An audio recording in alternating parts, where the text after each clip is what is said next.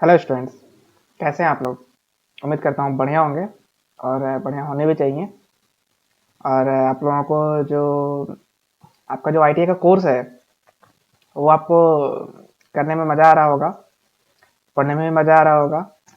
जो चीज़ें बताई जा रही होंगी उनसे आप कुछ नया सीख रहे होंगे। और जो पिछले क्लास में मैंने बात कही थी रुचि के बारे में, रुचि मतलब इंटरेस्ट, वो अपने विषय की और आप दिखा रहे भी होंगे, जो कि ज़रूरी भी है। ठीक है, तो ज़्यादा वक्त जाया ना करते हुए सीधे मुद्दे पे आते हैं हम लोग। तो जैसा कि हमने पिछले क्लास में बता रखा था आपको कि सबसे पहले हमको ध्यान कहाँ पे देना है कि हमारा जो सब्जेक्ट है उसमें हमारी पकड़ कितनी है, हमारी रुचि कितनी है। अगर आपकी रुचि आपके सब्जेक्ट में थोड़ी सी कम रहेगी ना, तो वहाँ पे मैटर मतलब मज़ा नहीं आएगा। कहने का मतलब है कि आपको अपने सब्जेक्ट में बराबर रुचि लेनी है। बराबर रुचि कहने का मतलब ये है कि एक ऐसा ना हो कि अभी आपने रुचि ले लिया, अच्छा आज पढ़ रहे हैं, आज छोड़ो, 2 दिन के बाद फिर समझ में नहीं आया तो छोड़ दिए। तो रुचि को लेते रहना है, मतलब ध्यान से इस तरह से करना है कि आपका रुचि उसमें बना रहे। ठीक है, तो पिछले क्लास में मैंने आपको बताया था कि आपका जो सिलेबस है उसमें क्या क्या चीज़ें आपको पढ़नी है, क्या नहीं पढ़नी है, वो आपके बुक से लिया था मैंने। आज जो मैं आपको बताने जा रहा हूँ वो बता रहा हूँ कि आपकी जो बुक है, जिस बुक को आप फॉलो करेंगे ना, वो अरिहंत की आती है। अरिहंत की इंग्लिश में भी आती है और हिंदी में भी आती है। जैसे हिंदी लेना है हिंदी ले ले, जैसे इंग्लिश लेना है इंग्लिश ले ले। ठीक है, हालांकि कोई खास अंतर नहीं रहता इंग्लिश और हिंदी में, लेकिन जैसे आपकी इच्छा आप ले सकते हैं किताब वगैरह को।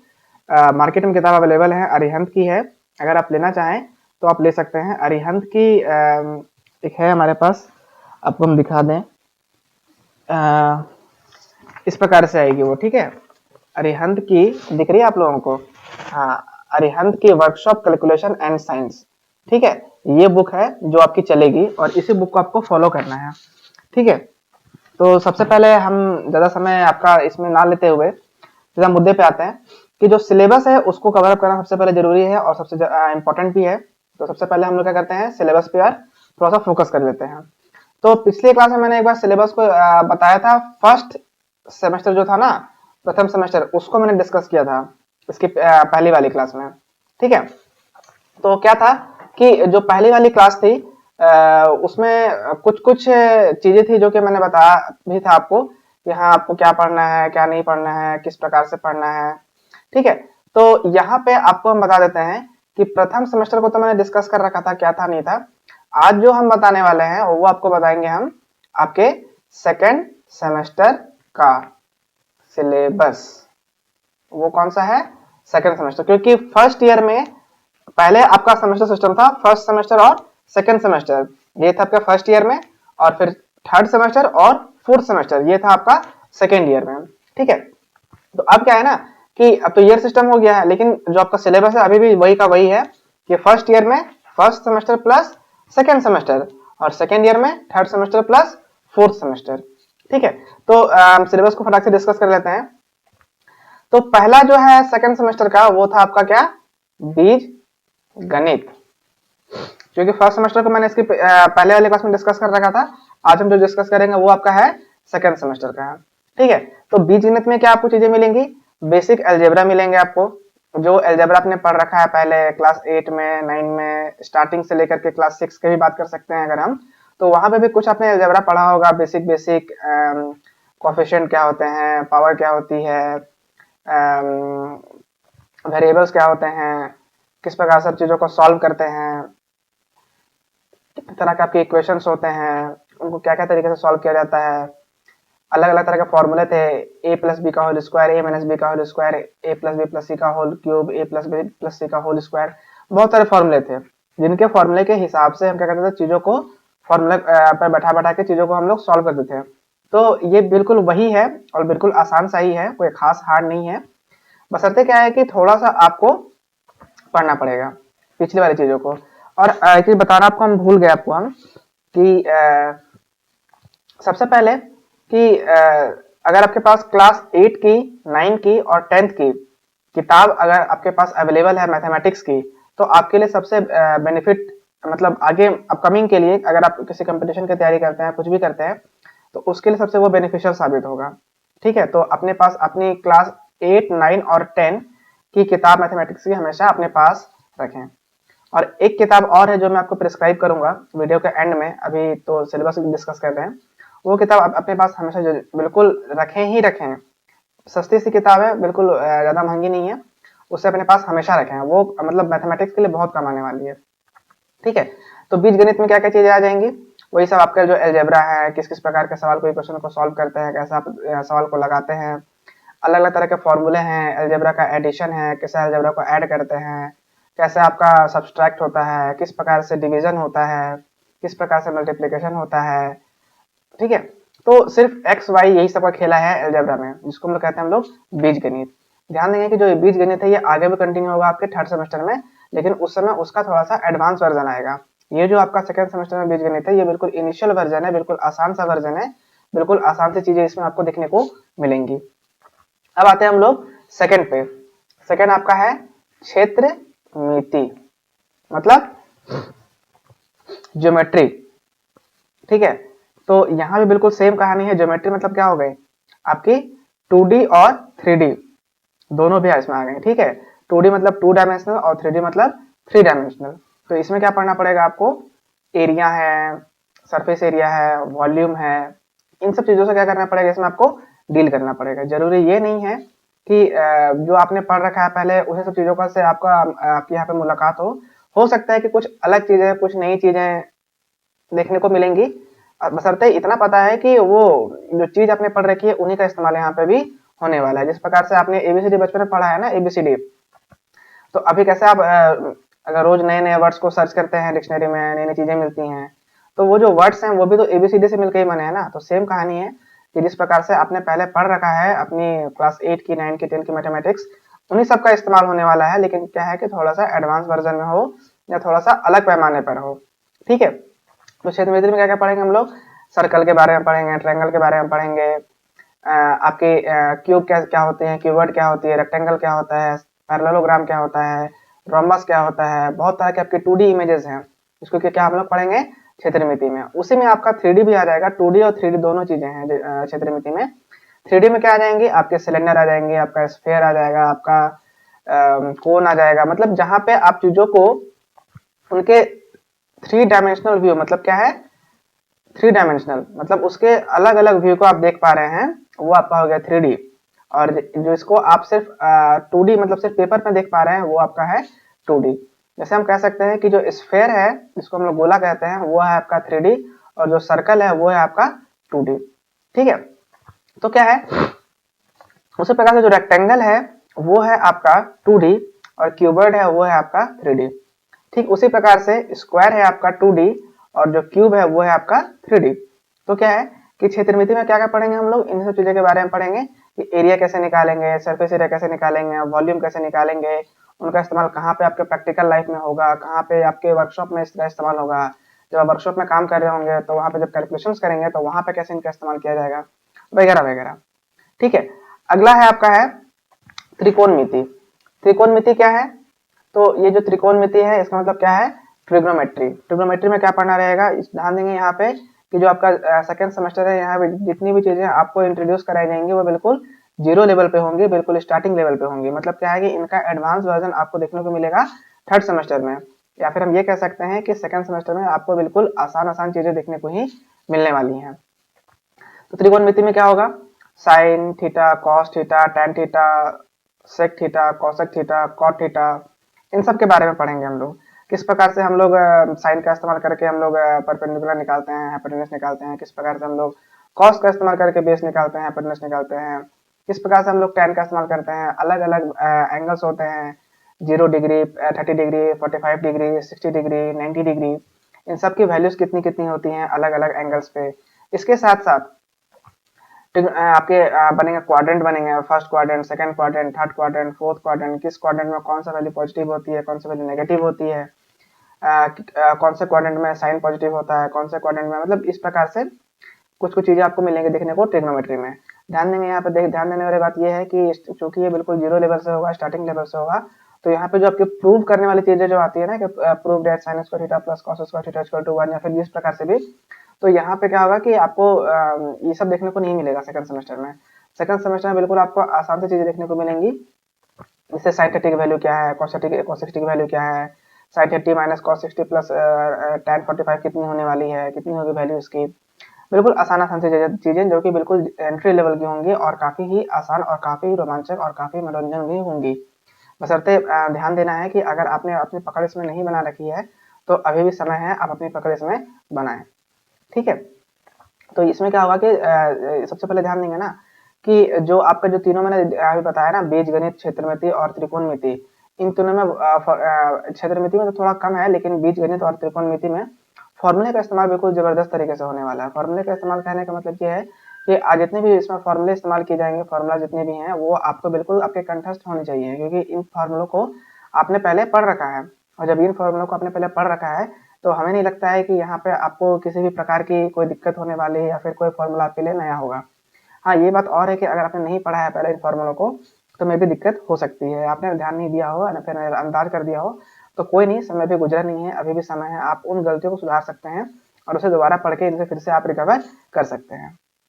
ठीक है, तो ध्यान देंगे कि जो तीन चीजें आप देख रहे होंगे यहाँ पे, एक आपका बीजगणित है और एक आपका क्षेत्रमिति है और एक आपका त्रिकोणमिति है। इन तीनों पे क्या करना है, फॉर्मूला, ये तीनों ही सेकंड सेमेस्टर का कैलकुलेशन का पार्ट है। देख रहे हैं यहाँ पे, ये तीन जो देख रहे हैं ना, यही तीन जो है वो आपका, जो मैंने आपको फिर से बताया था स्टार्टिंग में कि ये आपका सब्जेक्ट ना दो सब्जेक्ट को रिप्रेजेंट करता है, एक तो मैथमेटिक्स, एक तो साइंस। वर्कशॉप कैलकुलेशन क्या हो गया, मैथमेटिक्स, और साइंस क्या हो गया आपका साइंस वाला पार्ट। तो ये जो आप तीन देख रहे हैं ना, ये एक, दो और तीन, ये तीनों क्या है आपका वर्कशॉप कैलकुलेशन, मतलब कह सकते हैं कि ये तीनों क्या है, मैथमेटिक्स का पार्ट है। और ये जो तीनों आप देख रहे हैं ना, ये आपका आ जाएगा किसका, साइंस का पार्ट। ये किसका आ जाएगा, साइंस का पार्ट आ जाएगा। साइंस मतलब कह सकते हैं ना, जो कि आप मैंने पढ़ा है पहले 8 9 में जो साइंस पढ़ रखा है, वही साइंस यहाँ पे है। ठीक है, तो अब क्या होगा, जो साइंस में जब हम लोग एंट्री करेंगे तो साइंस में क्या होगा, आ जाएगा ऊष्मा एवं तापमान। ऊष्मा एवं तापमान का मतलब क्या हो गया कि हीट एंड टेम्परेचर। हीट क्या है, टेम्परेचर क्या है। हीट क्या है, एक प्रकार की ऊर्जा है, और टेम्परेचर क्या है, उस ऊर्जा को मापने का एक पैमाना है। ठीक है, तो इसमें पढ़ेंगे आप कि कितने प्रकार के थर्मोमीटर होते हैं, कितने प्रकार के गर्मी को नापने वाले इंस्ट्रूमेंट होते हैं, औजार होते हैं, किस प्रकार से आपकी जो ऊष्मा है उसे नापा जाता है, किस प्रकार से जो तापमान है उसे नापा जाता है, ऊष्मा के क्या क्या लाभ हैं, क्या क्या हानियां हैं। ऊष्मा मतलब गर्माहट कह सकते हैं। अलग अलग प्रकार के सोर्स हैं ऊष्मा के, कितने प्रकार के सोर्स हैं, स्रोत हैं कह सकते हैं, सोर्स या फिर स्रोत कहें एक ही है। हाँ, तो उसमें ध्यान देना पड़ेगा क्या आपको, थोड़ा सा उसमें कुछ न्यूमेरिकल्स भी मिलेंगे। न्यूमेरिकल्स कहने का मतलब ये है कि भले ये साइंस का पार्ट है, लेकिन उसमें क्या मिलेंगे, कुछ आपको सॉल्व करने वाले न्यूमेरिकल भी मिलेंगे कि हाँ इस तरह के न्यूमेरिकल हैं, तो उसको मतलब एक तरीके से कह सकते हैं कि फिजिक्स का एक पार्ट कह सकते हैं आप। इसमें पढ़ेंगे आप पायरोमीटर्स वगैरह के बारे में, थर्मोपाइल वगैरह के बारे में, थर्मोकपल के बारे में, सब चीज़ें क्या होती हैं, कैसे तापमान को मापा जाता है, किस प्रकार से कुछ कुछ यंत्रों में आपका लगा रहता है थर्मोस्टेट। थर्मोस्टेट का काम क्या होता है, जैसे तापमान ज़्यादा बढ़ता है वो ऑटोमेटिक सप्लाई, बिजली की सप्लाई क्या करता है, कट कर देता है। जैसे आपके घर में ना बिजली का आयरन, वो क्या होता है, आपने आयरन जिससे आप कपड़े को प्रेस करते हैं उसमें क्या होता है, पावर सप्लाई दे दी आपने, उसके बाद फिर जैसे वो गर्म होगा अपने आप वो कट जाता है। कारण क्या है, उसमें लगा हुआ है थर्मोस्टेट। और जो थर्मोस्टेट क्या है, एक प्रकार का आपका हीट डिटेक्टिंग डिवाइस है।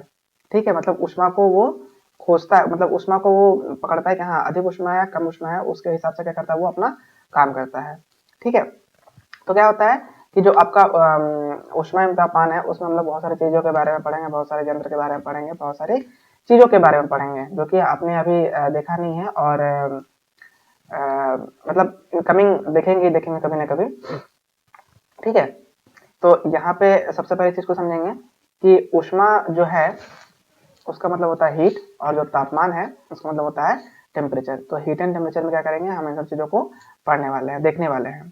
ठीक है, कि गर्मी क्या होती है और उन गर्मी को मापने का अलग अलग पैमाना क्या है। फिर है अगला है प्रारंभिक विद्युत। प्रारंभिक विद्युत मतलब क्या हो गया, इनिशियल इलेक्ट्रिसिटी। ध्यान देंगे कि ये जो आपका है ये कॉमन रहेगा फिटर वालों के लिए भी और इलेक्ट्रिशियन वालों के लिए भी। इलेक्ट्रिशियन वालों के लिए थोड़ा सा ये आसान होगा, क्योंकि इलेक्ट्रिशियन प्रारंभिक विद्युत का मतलब होता है बेसिक इलेक्ट्रिसिटी। तो बिल्कुल जीरो लेवल की जो बिजली की इलेक्ट्रिसिटी या फिर कह सकते हैं पढ़ाई होती है ना, वो आपकी है प्रारंभिक विद्युत या फिर बेसिक इलेक्ट्रिसिटी।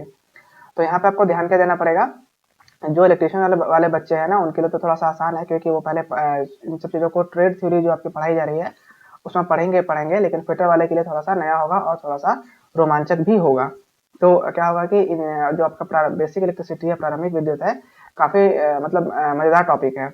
इनमें क्या पढ़ना है हमको कि बिजली के सोर्स क्या क्या हैं, कहाँ से बिजली आती है, बिजली के प्रकार कितने हैं, एसी है, डीसी है, एसी का इस्तेमाल कहाँ कर पा रहे हैं हम, डीसी का इस्तेमाल कहाँ पे कर पा रहे हैं हम, किन किन जगहों पे हमको एसी फायदेमंद रहेगा, किन किन जगहों पे हमको डीसी फायदेमंद रहेगा, कितनी प्रकार की आपकी मशीनें हैं जो कि एसी पे चलती हैं, कितनी प्रकार की मशीनें जो कि डीसी पे चलती हैं। अलग अलग टॉपिक्स मिलेंगे, अलग अलग सब टॉपिक्स मिलेंगे उसमें। हाँ, विद्युत को हम लोग जनरेट कैसे करते हैं, कितने प्रकार से उसको हम जनरेट कर सकते हैं, विद्युत मतलब इलेक्ट्रिसिटी कह सकते हैं, और बिजली का कहाँ कहाँ आप इस्तेमाल लेते हैं, एसी का इस्तेमाल कहाँ लेते हैं, डीसी का इस्तेमाल कहाँ लेते हैं, बिल्कुल एसी के यंत्र कौन कौन से हैं, डीसी के यंत्र कौन कौन से हैं, अलग अलग तरह की मशीन्स हैं जो कि इंडस्ट्री में, फैक्ट्री में इस्तेमाल की जा रही हैं, वो एसी पे काम कर रही हैं या फिर डीसी पे काम कर रही हैं। जो बिल्कुल एक जीरो लेवल का जो पढ़ाई होता है या फिर कह सकते हैं इलेक्ट्रिसिटी से संबंधित, आपके ट्रेड थ्योरी से संबंधित, उसमें बताया जाएगा कि हाँ ये सब चीज़ें हैं। इलेक्ट्रॉन्स के बारे में बताया जाएगा, प्रोटॉन्स के बारे में बताया जाएगा, बिजली का निर्माण कैसे हो रहा है, वो जो चार्ज है, एक तरीके से बिजली क्या है, एक प्रकार से वो चार्ज है ना, वो चार्ज कैसे जनरेट हो रहा है, चार्ज कैसे उत्पन्न हो रहा है, उन चार्ज को आप कहाँ कहाँ इस्तेमाल ले सकते हैं। तो क्या है कि बिल्कुल बिजली के बारे में, इलेक्ट्रिसिटी के बारे में बिल्कुल बेसिक बेसिक चीज़ें क्या है इसमें पढ़ाई जाएंगी, बताई जाएंगी। एक्चुअली क्या है कि इनके बारे में हमने जो हमारा कॉलेज का जो ऑफिशियल चैनल है ना, के ग्रुप ऑफ ITI, उसमें ये सब वीडियो डाली हुई हैं। अगर नहीं डाली हुई तो इस वीडियो डल जाएंगी, और काफ़ी इंटरेस्टिंग टॉपिक्स हैं, मतलब आपको मज़ा आएगा। हम ये कह सकते हैं कि आपको मज़ा आएगा पढ़ने में, क्योंकि वो किसी किताब से नहीं बनाया हुआ है, वो मैंने खुद से बनाया है और अपने लिहाज से इस तरीके से बनाया है कि आपको समझ में बिल्कुल आसानी से आ जाएगा वो। ठीक है, तो ये हो जाएगी क्या, प्रारंभिक विद्युत, मतलब बेसिक इलेक्ट्रिसिटी, मतलब बिजली का जो बिल्कुल बेसिक होता है वो, जो कि काफ़ी इंपॉर्टेंट रहेगा फिटर वाले बच्चों के लिए, और इलेक्ट्रिशियन वाले के लिए तो खैर इंपॉर्टेंट रहेगा ही, लेकिन फिटर वालों के लिए भी वो काफ़ी इंपॉर्टेंट रहेगा। तो फिटर वाले बच्चे अभी बता देते हैं कि उनको आप ध्यान से पढ़ेंगे, जो आपका है प्रारंभिक विद्युत। ठीक है, अगला जो आएगा वो आएगा उत्तोलक एवं सरल मशीनें। इसमें क्या पढ़ेंगे आप, अलग अलग, उत्तोलक मतलब होता है लीवर, और सरल मशीन मतलब हो गया सिंपल मशीन। तो क्या है कि उत्तोलक वो चीजें हैं जो कि अलग अलग जगह पे हम इस्तेमाल करते हैं। जैसे क्या है कि आपके घर में कोई बिस्किट का डब्बा है, या फिर कह सकते हैं कोई स्टील का डब्बा है, जिसमें क्या है जैसे कि आप कह सकते हैं कि वो जिसमें घी आता है ना, वो भवानी घी वगैरह, उनका डब्बा है। आप क्या करना है कि आपको उसका ढक्कन खोलना है। तो क्या होगा, जब आप ढक्कन को खोलना चाहेंगे ना, तो आप जब हाथ का बल लगाएंगे तो कभी कभी वो काफ़ी टाइट होता है, नहीं खुल पाता है। उसमें क्या करते हैं आप, चम्मच को लगा के दबा के उठा देते हैं तो वो खुल जाता है। तो वो हो गया लीवर, जो आपका चम्मच है वो हो गया लीवर, जिसने क्या करा कि एक तरफ आपने जो बल लगाया उस बल को, फोर्स को क्या किया, अगली तरफ भेज दिया और ट्रांसफर करके उसको खोल दिया। इस प्रकार से आपका कोल्ड ड्रिंक की बोतल है, कोल्ड ड्रिंक की बोतल में क्या होता है, जिसका ढक्कन लगा रहता है, उसको खोलने के लिए क्या करते हैं कुछ लोग, तो जो काफ़ी हीरो किस्म के हैं वो तो दांत से ही खोल देते हैं, तो वो तो अलग ही है। लेकिन जो उनका बाकायदा तरीका है वो क्या होता है, एक आपका ओपनर आता है, बोतल, इसको हम लोग कहते हैं बॉटल ओपनर। क्या करते हैं, उसको हम लोग ढक्कन में लगा करके ऊपर खींचते हैं तो वो ढक्कन खुल जाता है। तो वो जो ओपनर है ना, वो भी एक प्रकार का आपका लीवर है। तो लीवर ये कह सकते हैं कि एक प्रकार का आपका उस प्रकार मतलब ऐसा यंत्र है जो कि क्या करता है कि जो आपका जो भी आपका मतलब पावर है या फिर बल है या फिर फोर्स है, उसको ट्रांसफर कर देता है एक पैमाने से लेकर के दूसरे पैमाने तक। ठीक है, फिर आप क्या आ जाएंगे, सरल मशीन है। सरल मशीन में क्या होंगी, बहुत तरह की चीजें आएंगी आपकी, जो कि आप अपने रोजमर्रा जिंदगी में अपने आसपास आप देख रहे हैं। जिससे क्या है कि आपकी जो पैंट की जिप है, या फिर आपका जो शर्ट की, सॉरी, जैकेट की जो जिप है, वो भी क्या एक प्रकार की सरल मशीन है, वो भी क्या है, सिंपल मशीन है। उसके बाद क्या है, जो भी अपने आसपास आप देख रहे हैं, ठीक है, जिसमें कि आपको एक महसूस हो रहा है कि हाँ ये मशीन भी हो सकती है। जैसे क्या है कि आपका जो गेट है, उसके बीच में एक कब्जी लगी होती है, जिसके करीब वो गेट जो है खुलती और लगती है, वो भी सिंपल मशीन है। ठीक है, अब जो कह सकते हैं कि हाँ अब क्या है कि सिंपल मशीन की भी आपकी टाइप्स आती हैं, या फिर हम ये कह सकते हैं कि उनकी अलग अलग प्रकार हैं सिंपल मशीन्स की, ठीक है। जिस प्रकार से हम ये भी कह सकते हैं कि जो आपकी उत्तोलक है, जो लीवर्स है, उनके भी प्रकार हैं, ठीक है। उनकी भी जब आप पढ़ेंगे तो उसमें आपको समझ में आएगा कि class 1 lever, class 2 lever, class 3 lever. Class 1 जैसे कि हम कह सकते हैं कि जो आपकी मछली पकड़ने वाली जो बंसी होती है वो भी एक प्रकार की लीवर ही है, ठीक है। इसके बाद क्या है कि हम ये भी कह सकते हैं कि उस प्रकार से बहुत सारी चीजें हैं, जैसे क्या कह सकते हैं आपको हम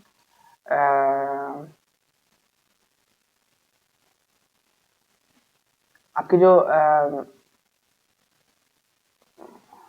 बॉटल ओपनर है, ठीक है, तो वो भी प्रकार की लीवर है। उसके बाद क्या है कि बहुत सारी इस तरह की चीजें हैं जो कि आप अपने आसपास रोज देख तो रहे हैं, लेकिन कभी उसके बारे में सोचे नहीं है, कभी उसके बारे में आपने कभी जिक्र नहीं किया है, कभी सोचा नहीं कि वो क्या चीजें हो सकती हैं, ये क्या है। बशर्ते आपके दिमाग में यही चलता है कि हाँ ये कंप्यूटर है तो ये मशीन है, ये जनरेटर है तो ये मशीन है, ये टीवी है तो ये मशीन है, ये मोटर है तो ये मशीन है। लेकिन इनके अलावा जो आपकी सिंपल मशीन है उनका एक अहम भूमिका है, एक अहम रोल है आपकी रोजमर्रा के जिंदगी में, ठीक है। जैसे क्या कहते हैं, आप देखे भी होंगे कभी आप किसी पान वान की दुकान पे गए हो गया है तो वहाँ पे देखते होगे कि एक सुपारी काटने वाला होता है, उसको रख करके वो दबाता है, तो वो भी आपकी सिंपल मशीन के कैटेगरी में ही आती हैं। आपकी जो कैंची है, कैंची देख रहे हैं ना, कैंची कैंची कैंची, हाँ, जो आपके सीजर्स है वो भी सिंपल मशीन के कैटेगरी में आते हैं। मतलब एक प्रकार के वो आप कह सकते हैं कि वो भी आपका एक प्रकार से लीवर ही है। तो क्या है कि जो लीवर है और जो सरल मशीन है वो आपस में क्या है, जुड़ी हुई हैं। तो फिर हम ये कह सकते हैं जो आपकी लीवर है और जो आपकी सरल मशीन है उनका आपस में एक तालमेल बैठता है, ठीक है। तो क्या है, ये जो उत्तोलक वगैरह हो गए, सरल मशीनें हो गई, ये सब काफ़ी थोड़ी सी पेचीदी चीज़ें हैं जो कि अगर आपने समझने की कोशिश करी तो काफ़ी मज़ा आएगा समझने में। और अगर आप ऐसे ही ठीक है चलो पार कर दिया, पढ़ के छोड़ो बड़ा हल्का फुल्का, तो फिर बस सिर्फ एग्ज़ाम पास करेंगे उससे, ठीक है।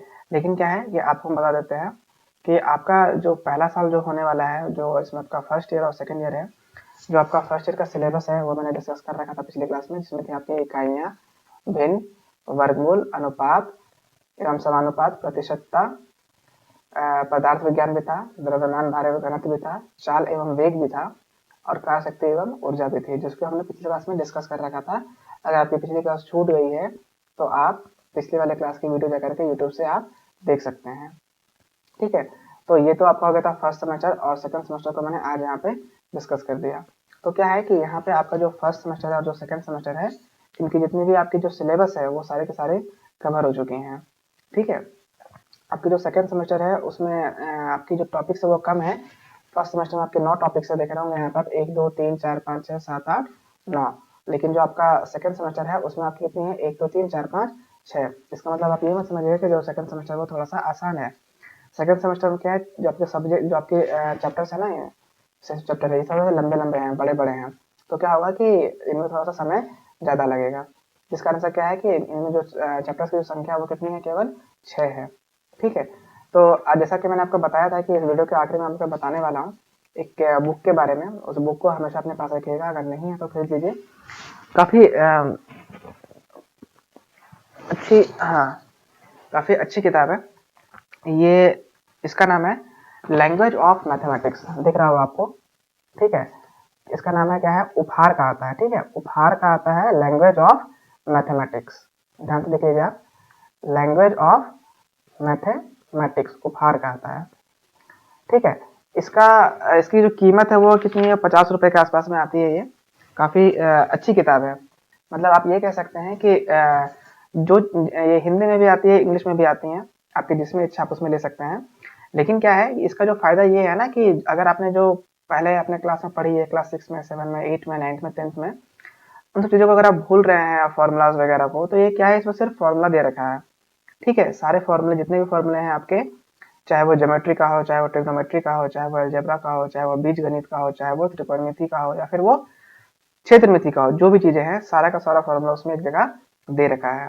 तो क्या होगा कि जब आप सवाल को, क्योंकि आप चीजें पहले पढ़ रखे आपने काफी पहले ना, अगर हम पूछते हैं क्लास 8 में जो आपने पढ़ा था उसका कोई फॉर्मूला क्या है, तो आप बता नहीं पाएंगे। तो क्या है कि वो जो किताब है उसमें सारा का सारा फॉर्मूला एक जगह दिया हुआ है, इससे क्या होगा कि आपको सवाल को बनाने में थोड़ी सी सहूलियत होगी, और रुचि तभी आएगी जब चीज़ें आपके लिए आसान होंगी, तभी आपको रुचि भी आएगा। और चीज़ें आसान कब होंगी? जब सारा का सारा फॉर्मूला एक जगह रहेगा। सपोज क्या है कि सारा का सारा फॉर्मूला उस किताब में दिया हुआ है, तो सारा फॉर्मूला एक जगह, तो आपके लिए वो आसान। अगर आपके लिए वो आसान तो आपको उसमें आएगा रुचि, और अगर आपको उसमें आएगा रुचि तो फिर कहानी बिल्कुल प्लेन है, एकदम मजा आ जाएगा पढ़ने में, और पढ़ने में फिर मजा आएगा, फिर फटाफट सॉल्व किए सवाल को, फिर एक आपका इंटरेस्ट बन जाएगा, फिर आपको दिक्कत नहीं होगी। तो उस किताब का नाम है लैंग्वेज ऑफ मैथमेटिक्स, उपहार पब्लिकेशन का आता है, 50 रुपीज़ या 60 रुपीज़ में आता है, आप इसको ले लें, काफ़ी काम आने वाली है। ठीक है, तो आज यहाँ पे आपका फर्स्ट सेमेस्टर, और फर्स्ट सेमेस्टर का तो मैंने पिछले क्लास में डिस्कस कर रखा था, सेकंड सेमेस्टर का मैंने आज डिस्कस कर दिया है। अब आने वाले क्लासेस से क्या करेंगे ना हम, कि सीधा आ जाएंगे अपने टॉपिक पे, जो आपका टॉपिक जितने भी चल रहे हैं उन पे सीधा हम लोग पहुंच जाएंगे। ठीक है, तो हम कोशिश करेंगे कि अगले वाले क्लास से ना, ये जो प्रारंभिक विद्युत देख रहे हैं, ये वाले प्रारंभिक विद्युत, ठीक है, ये वाले प्रारंभिक विद्युत, इसको हम स्टार्ट करने वाले हैं आने वाले क्लास से। ठीक है, कारण ये है कि ये साइंस का पार्ट है और जो साइंस का पार्ट है उसमें क्या है कि बिल्कुल बेसिक सा चीज़ है। इसकी जो नोट्स हैं आपको हम पहले, या तो आपको नोट्स दे दिया करेंगे, या तो सीधा आपको हम उसके वीडियोस के लिंक हैं वो आपको दे दिया करेंगे।